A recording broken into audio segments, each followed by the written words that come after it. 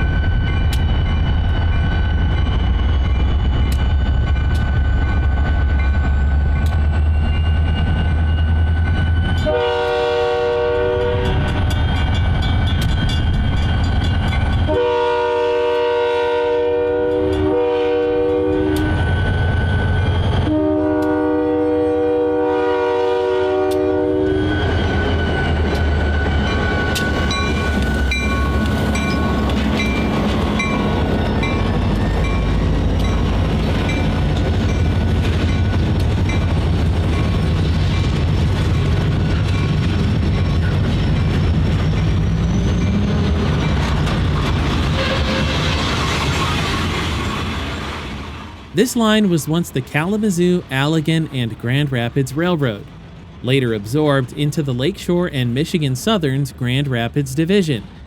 This route stretched between White Pigeon and Grand Rapids. A 1909 report by Michigan's Railroad Commission described the line as being laid with 65 and 70-pound steel rail, fair but improving, with new ballast, rebuilt bridges, and a few stations in need of sanitation upgrades. In 1916, the New York Central leased the line, using it as one of two connections into Grand Rapids. the other being Michigan Central's branch from Jackson. The New York Central ran trains here until the Penn Central era began in 1968, when the line was declared surplus. With two parallel lines to Grand Rapids, PC chose to route most of its trains over the former Pennsylvania-controlled GR&I main line north of Kalamazoo. By the startup of Conrail in 1976, much of the old New York Central trackage was out of service or gone entirely.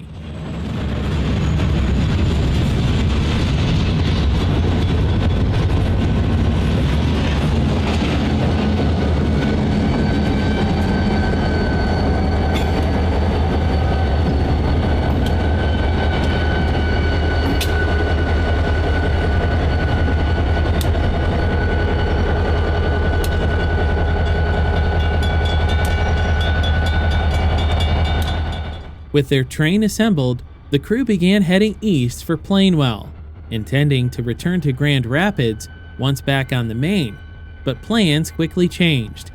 Instead, these two Jeeps would end up rescuing Grand Elk Road Train 303 by assisting it to Kalamazoo.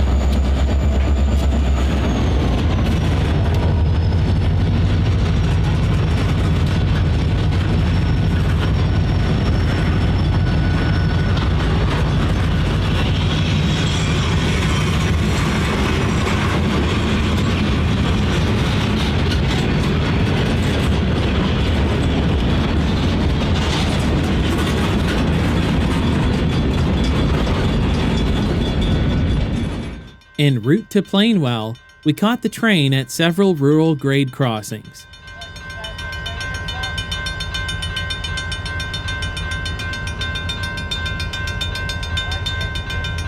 I just like them.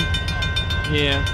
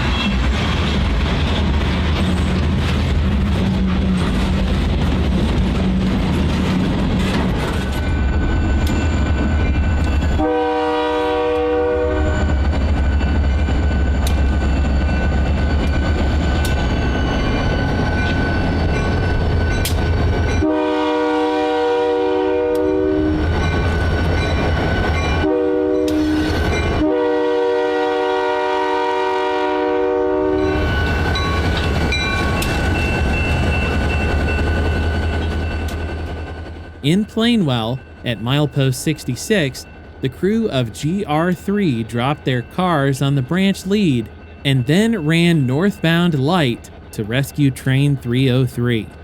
The crew of 303, the Kalamazoo to Grand Rapids turn job, had suffered locomotive problems the night before and needed a pair of reliable units to continue south, so they gave up and tied down their train near milepost 89, 23 miles north of Plainwell, near Moline.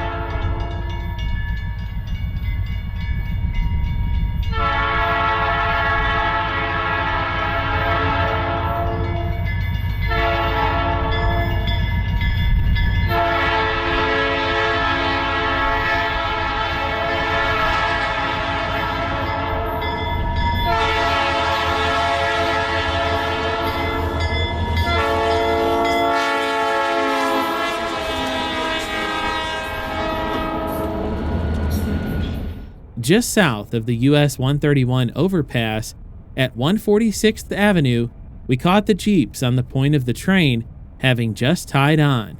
With nowhere to turn the power, they'd run long hood forward 35 miles to Kalamazoo.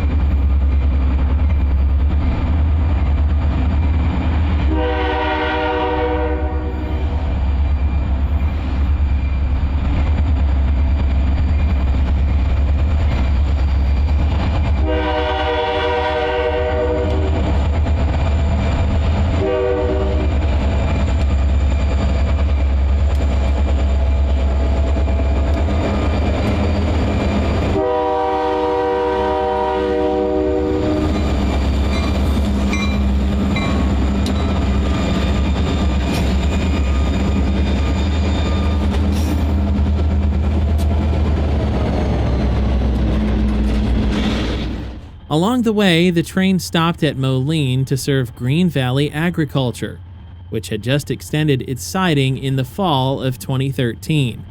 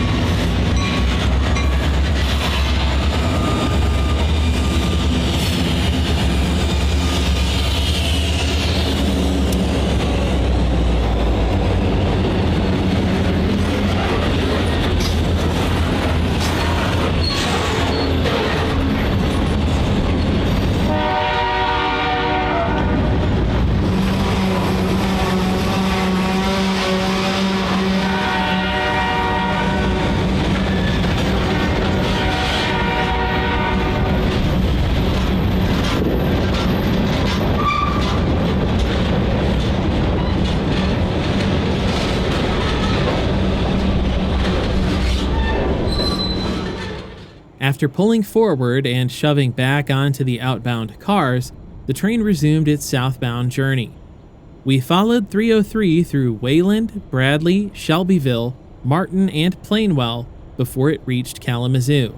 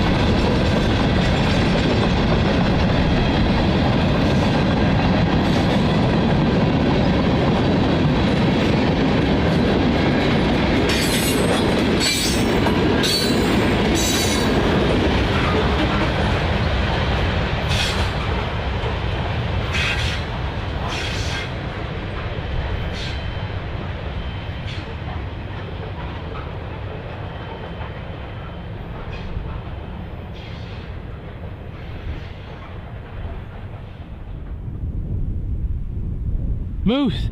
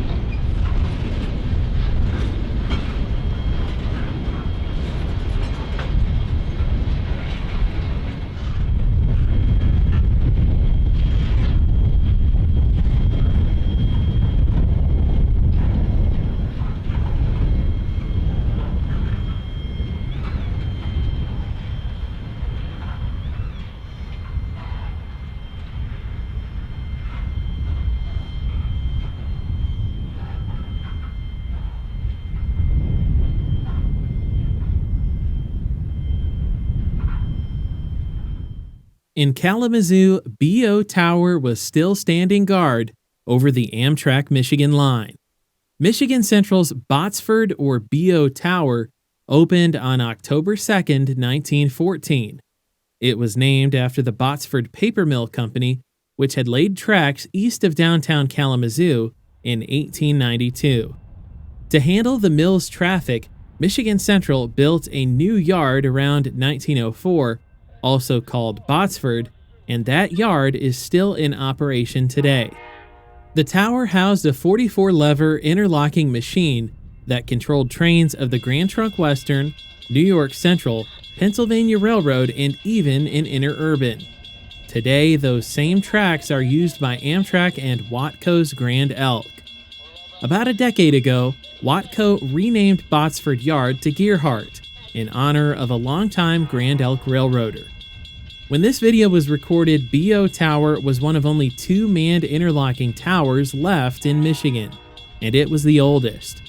Norfolk Southern staffed the tower until October 24, 2016, when it was closed for good. Control of the junction was transferred to Amtrak, and the switches were upgraded to remote operation from Amtrak's train director office in Chicago.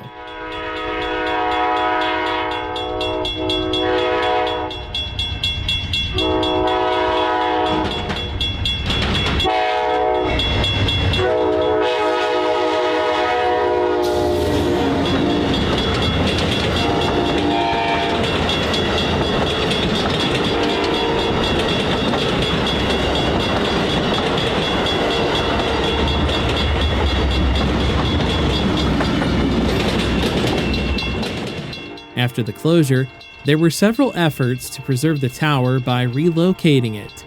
The Michigan Department of Transportation pushed for its removal because of its proximity to the main line. One idea was to move it to Greenfield Village in Dearborn, but the price tag, over $100,000, made that plan unrealistic. On December 28, 2021, BO Tower was demolished, ending more than a century of railroad history at this spot.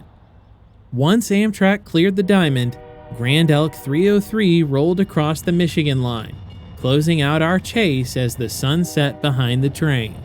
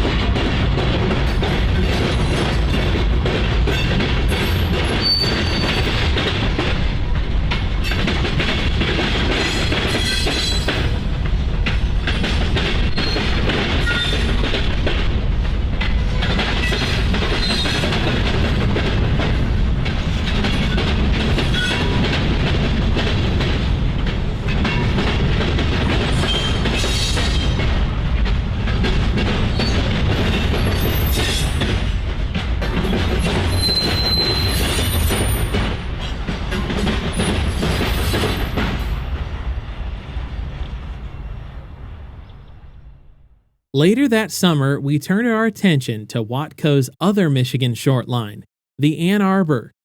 On July 3rd, just south of Ann Arbor, we found a lone locomotive taking nickel plate 765 and several passenger cars to the Norfolk Southern Interchange in Milan, where the historic steam engine then took the Detroit district to the Motor City for a weekend of excursions that ran between Detroit and Toledo.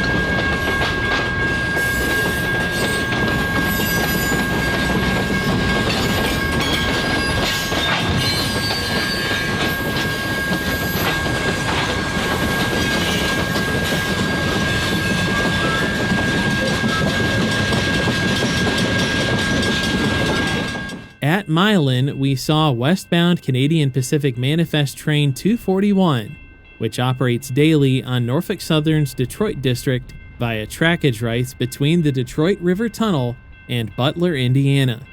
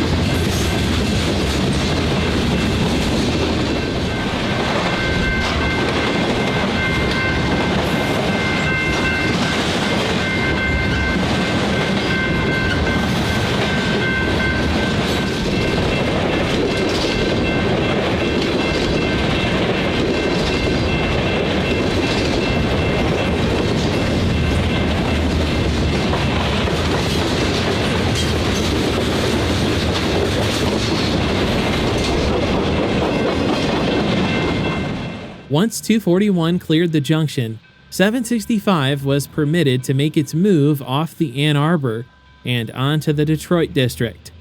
We watched as the 284 carefully made its way around the tight curve of the connection track.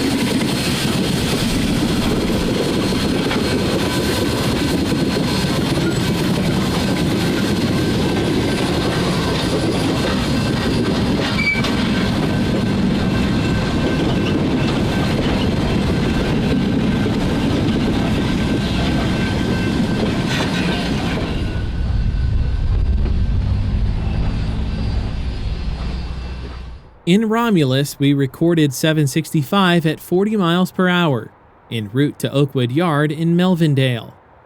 This was our final encounter with the steam deadhead that day, and over the coming weekend, we'd spend Saturday and Sunday chasing the 21st Century steam specials it powered to Toledo and back. Look for that video to be published in the near future.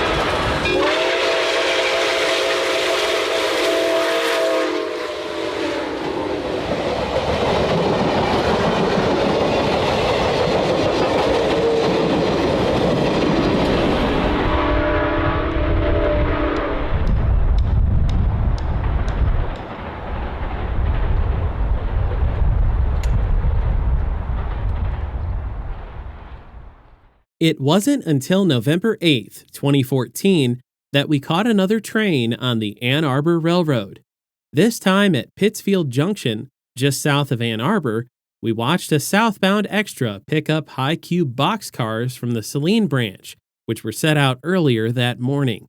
The crew then went to work on the Y, performing a series of intricate moves, including rearranging the lead locomotive for the run south.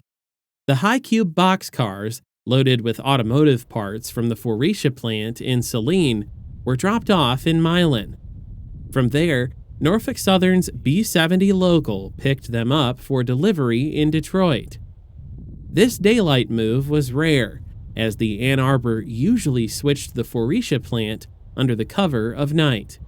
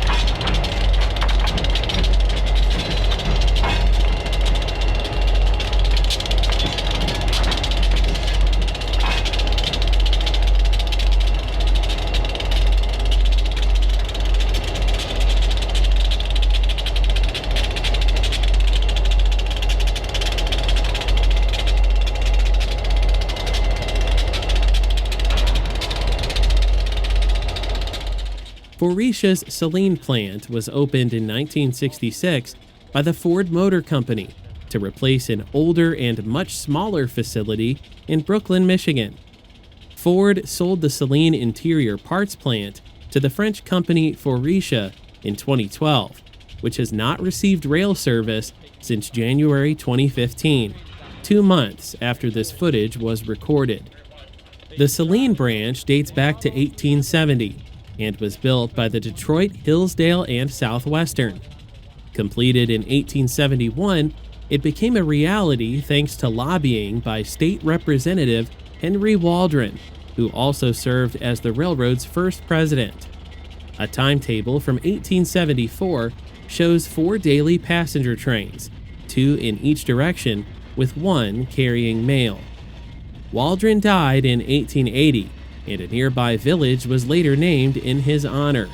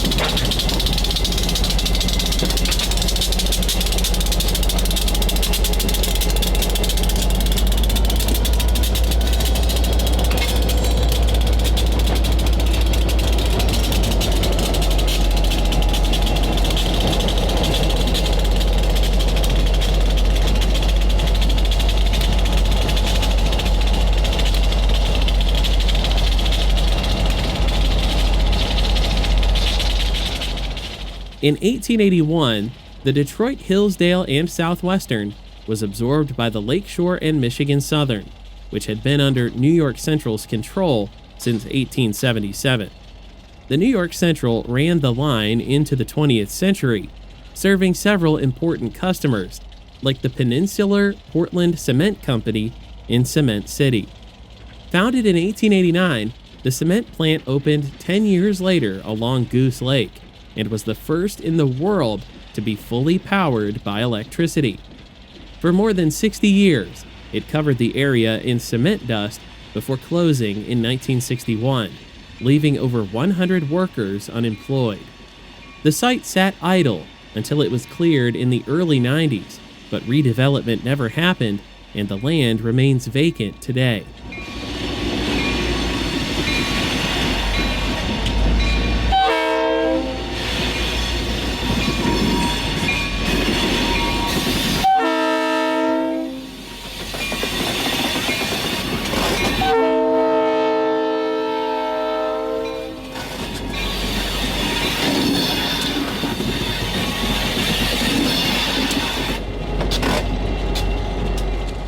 The branch line was supposed to be cut back from Hillsdale to Manchester in the early 1950s, but thanks to the persistence of several small business owners in Brooklyn, the line remained active until the early 60s. In 1963, the tracks were removed between Hillsdale and Cement City, and between Brooklyn and Bridgewater. Brooklyn's shippers stayed connected to the North American rail network via the Cincinnati Northern Connection at Cement City. Penn Central was formed in 1968 by the merger of the New York Central and Pennsylvania Railroads. PC assumed ownership of the remaining Detroit, Hillsdale, and Southwestern branch. That same year, PC abandoned the line between Ypsilanti and the Ann Arbor Railroad Diamond, where a Y was installed, allowing the Ann Arbor to serve the Ford plant in Saline. Penn Central also ripped up track between Bridgewater and Saline, selling the short segment between Saline and the Diamond to the Ann Arbor Railroad. PC continued to operate the 6-mile Cement City to Brooklyn portion of the line until approximately 1970. Today, aside from a few abandoned bridges between Ypsi and Hillsdale, the 4-mile WATCO-owned Saline branch is all that remains of the former Detroit, Hillsdale, and Southwestern. With Faurecia rail shipments dormant since 2015, it's now used as a storage track.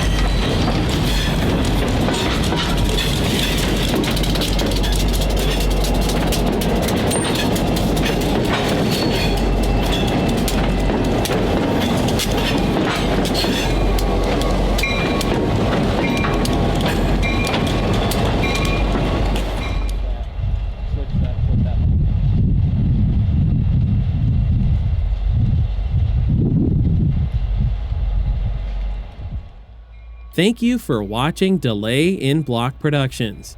We hope you enjoyed this look at two of WATCO's Michigan short lines and their rare moves over historic branch lines. Until next time, happy railroading.